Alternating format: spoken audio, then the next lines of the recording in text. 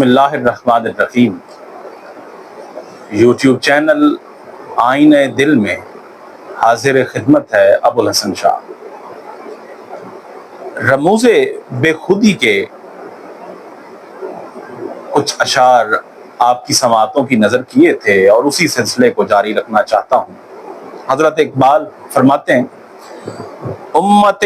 از ماسوا بیگان ہے، بر چراغ مصطفیٰ پروان ہے۔ آپ فرماتے ہیں کہ امت از ماسوا بیگان ہے، یہ جو امت تھی نا، امت محمدی صلی اللہ علیہ وسلم، اس کی خاصیت یہ تھی کہ اللہ کے سوا یہ کسی چیز کو نہیں پوچھتے تھے، ہر چیز ان کے لیے بیگانہ تھی۔ یہ اگر ان کا اپنائیت کا، اگر کسی کے ساتھ ان کا رشتہ تھا تو وہ ایک ذات تھی، بس باقی ہر شے ان کے لیے دوئی تھی۔ بس یہ ایک کو ماننے والے تھے اور اسی ایک کی اطاعت میں ان کا وقت تھا، لمحہ لمحہ گزرتا تھا۔ تو آپ فرماتے ہیں امت از ما سوا بیگان ہے، یہ اللہ کے سوا ہر چیز سے بیگانہ تھے، ہر چیز کو چھوڑ چکے تھے۔ اور بر چراغ مصطفیٰ پروان ہے، آپ دیکھتے ہیں کہ جس طرح جب ایک شمع جلتی ہے نا، چراغ جلتا ہے تو اس کے گرد پروانے، ایک خاص قسم کا حشرات علی الارض ہیں، زمین کے اوپر کچھ کیڑے ہیں جو روشنی کے گرد منڈلانا شروع کر دیتے ہیں۔ جب جیسے ہی روشنی بلب آن ہوتا ہے، کوئی بھی چراغ جلتا ہے تو یہ اس کے گرد منڈلانا، چکر کاٹنے شروع کر دیتے ہیں، اور پھر بعض اوقات اسی کی تپش میں مر جاتے ہیں، پروانہ وار گھومتے رہتے ہیں، لیکن جو وہ کیڑا ہے نا، اس کو پروانہ کہتے ہیں، اور وہ اسی کے گرد منڈلاتے رہتے ہیں، اسی چراغ کے گرد مر جاتے ہیں، لیکن اس چراغ کا پیچھا نہیں چھوڑتے، اسی کے گرد منڈلاتے رہتے ہیں۔ تو حضرت اقبال نے فرمایا یہ جو امت ہے نا، یہ جو امت تھی، یہ جو امت ہے، بر چراغ مصطفیٰ پروان ہے، کہ یہ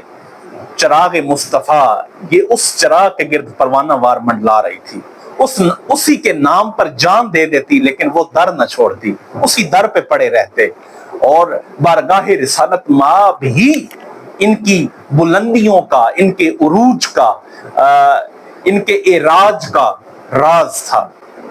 اور اب بھی وہی راز ہے کہ یہ کیا کرتی تھی یہ امت، صرف اور صرف پروانہ وار چراغ مصطفیٰ کے گرد منڈلاتی رہتی، اسی کے گرد چکر کاٹتی رہتی، اسی در پہ پڑی رہتی۔ وہ ایک شعر بھی ہے نا کہ یہ کہہ کر رکھ دیا در پہ تیرے سر کو، کہ یہ جانے اور تیرا سنگ آستاں جانے، کہ یہ جانے، یہ میرا سر جانے اور سنگ آستاں جانے۔ امت از گرمی حق سین تاب، ذراش شمع حریم آفتاب۔ آپ فرماتے ہیں کہ اس امت کا سینہ حق کی حرارت سے کیا ہوا، اس کے سینے میں اس کی تپش محسوس کی جا سکتی تھی، اس تپش کو محسوس کیا جا سکتا تھا جو حق کی حرارت تھی ان کے سینے میں۔ اور پھر ذراش شمع حریم آفتاب، آپ فرماتے ہیں کہ ذراش، یہ تھے تو ذرے کی مانند، یہ کیا تھے، کیا کمال حضرت نے فرمایا، ذراش، یہ تھے تو ذرے، لیکن جب چراغ مصطفی کے گرد یہ پروانہ وار گھومنے لگے، چراغ مصطفی کو اپنی مشعل راہ بنایا، جب اس امت نے اللہ کے سوا ہر چیز کو بیگانہ کر دیا، جب اس امت کے سینے میں حق کی حرارت محسوس ہونے لگی، پھر ہوا کیا، ذراش، یہ تھے تو ذرے، شمع حریم آفتاب، لیکن یہ ایسے روشن تھے کہ یہ سورج کو آئینہ دکھاتے تھے، ان کی یہ اتنے منور ہو گئے حق کی حرارت سے، یہ ایسے روشن ہوئے، ایسی ان میں وہ یہ تابناک حد تک یہ روشن ہوئے کہ یہ کیا کرتے، یہ سورج کو آئینہ سے، یہ اردو میں ایک محاورہ بولا جاتا ہے کہ جب آپ خود تو چھوٹے ہوں لیکن اتنا بڑا مقام لے لیں کہ آپ بڑے والے سے بھی بڑے ہو جائیں، خود ہوں چھوٹے لیکن اتنے بڑے ہو جائیں کہ جو آپ سے بڑا ہے اس سے بھی بڑے لگنے لگیں، تو یہ کہتے ہیں کہ آپ نے اس کو آئینہ دکھایا ہے، تو سورج کو اس امت نے آئینہ دکھا دیا ذرے ہو کر، یعنی اتنے کم تھے اور اتنے بلند مقام پر پہنچ گئے۔ پھر فرماتے ہیں کائنات از کیف رنگی شدہ، کا بہا بتخانہ ہائے چی شدہ۔ آپ فرماتے ہیں کائنات از کیف رنگی شدہ، کائنات اس امت کے سرور سے، اس امت کے رنگ میں ایسی رنگی، کیف رنگی شدہ، کہ پوری جب اس امت کے اوپر اللہ والا رنگ چڑھا نا تو پھر کیا ہوا، پوری کائنات ہی رنگی شدہ ان کے رنگ میں رنگی گئی۔ کیوں؟ ان کے اوپر رنگ ہی ایسا کمال کا چڑھا تھا۔ کون سا؟ صبغۃ اللہ ومن احسن من اللہ صبغہ، اللہ والا رنگ ہی ایسا ہے کہ اس سے چنگا کوئی رنگ ہی نہیں ہے۔ اس امت کے اوپر جب وہ رنگ چڑھا تو پوری کائنات اسی رنگ میں رنگی گئی۔ اور صرف یہی نہیں ہوا، کا بہا بت خانہ ہائے چین شدہ، وہ جو چین کے بت خانے جو آج بھی اپنے ڈھانچوں کی وجہ سے، بلند و بالا ہونے کی وجہ سے، اپنے نقش و نگار کی وجہ سے، اس پر جو کشیدہ کاری ہوتی ہے اس وجہ سے، وہ بت خانے آج بھی مشہور ہیں، اور وہ بت خانے آج بھی جب ان کو دیکھیں تو عقل دنگ رہ جاتی ہے۔ علامہ صاحب فرماتے ہیں اس امت کی بدولت کیا ہوا تھا، کعبہ بت خانہ ہائے چی شدہ، وہ جو چین کے بت خانے تھے اس امت نے ان کو کعبے میں بدل دیا، وہ اللہ کی عبادت کا مرکز بن گئے۔ پھر فرماتے ہیں مرسلانو انبیاء آبائیو اکرم او نزد حق اتقائیو،